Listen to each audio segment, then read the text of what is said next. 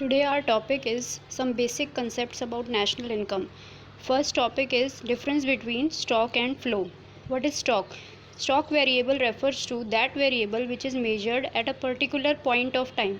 जब हम एक particular point of time की बात करते हैं तो उसको कहते हैं stock.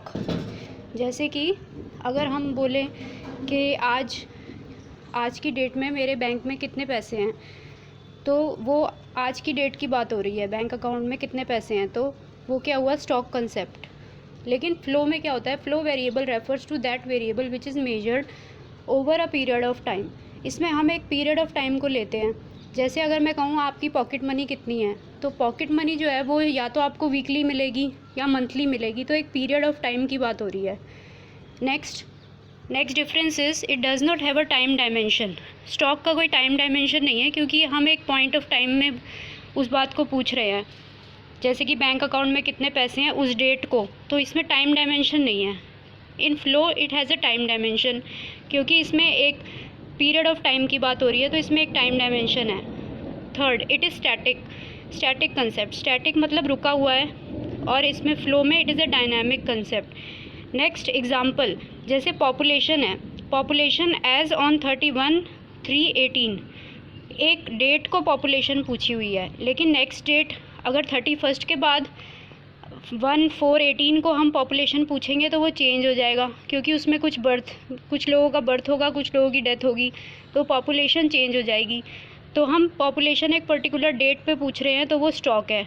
ऐसे ही फ्लो में नंबर ऑफ़ बर्थ्स ड्यूरिंग 2018, इसमें हम पूरे साल की इन्फॉर्मेशन पूछ रहे हैं। 2018 नंबर ऑफ़ बर्थ्स कितने हुए 2018 में, तो इसलिए ये क्या हुआ, एक फ़्लो कंसेप्ट है, क्योंकि पीरियड ऑफ टाइम की बात हो रही है। Next, there are some few more topics, like first is consumer goods. Consumer goods वो गुड्स होते हैं जो कि किसी कंज्यूमर की वांट डायरेक्टली सेटिस्फाई करते हैं। जैसे कि these goods satisfy the wants of consumer directly. Example, bread, butter. कोई कंज्यूमर ब्रेड ले रहा है, बटर ले रहा है, टेलीविज़न ले रहा है, तो वो अपनी सेटिस्फेक्शन के लिए ले रहा है, तो वो क्या है, कंज्यूमर गुड। उसको वो डायरेक्टली सेटिस्फाई हो रहा है उन चीज़ों से। Next, capital goods. These are those goods which help in production of other goods, यानी कि ये ऐसे गुड्स हैं जो कि आगे प्रोडक्शन करेंगे। जैसे मशीनरी है, मशीनरी आगे प्रोडक्शन करेगी दूसरे गुड्स की।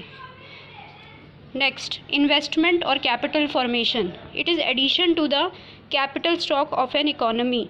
इसमें क्या होता है कि जितनी भी कंट्री में हर साल इन्वेस्टमेंट होती है, हर साल एडिशन होती है, उसको कहते हैं it is addition to capital stock of an economy. जैसे किसी भी एरिया में कितनी बिल्डिंग्स बनी, कितनी मशीनरी खरीदी गई, कितने हॉस्पिटल्स बने, तो वो इन्वेस्टमेंट हो रही है। हर साल कितनी एडिशन हो रही है कैपिटल स्टॉक की, उसको कहते हैं इन्वेस्टमेंट या फिर कैपिटल फॉर्मेशन।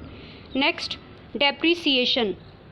डेप्रीसिएशन का दूसरा नाम है कंजम्पशन ऑफ फिक्स्ड कैपिटल। इसमें क्या होता है, it is fall in value of fixed assets. Fixed assets की वैल्यू, फिक्स्ड असेट्स मतलब मशीन्स वगैरह, it is fall in value of fixed assets. धीरे धीरे फिक्स्ड असेट्स पुराने हो जाते हैं। किन कारणों से, due to normal wear and tear. Normal wear and tear मतलब जैसे हम किसी भी चीज़ को ख़रीदते हैं तो वो धीरे धीरे पुरानी हो जाती है। नॉर्मल वियर एंड टीयर, आज नहीं है, अगले दिन थोड़ी और पुरानी हो जाएगी, नेक्स्ट डे और पुरानी हो जाएगी, सालों साल बाद बहुत पुरानी हो जाएगी, तो normal wear and tear. Next, expected obsolescence. Expected obsolescence होता है चेंज इन टेक्नोलॉजी। जब टेक्नोलॉजी के चेंज होने से चीज़ की कोई वैल्यू नहीं रह जाती।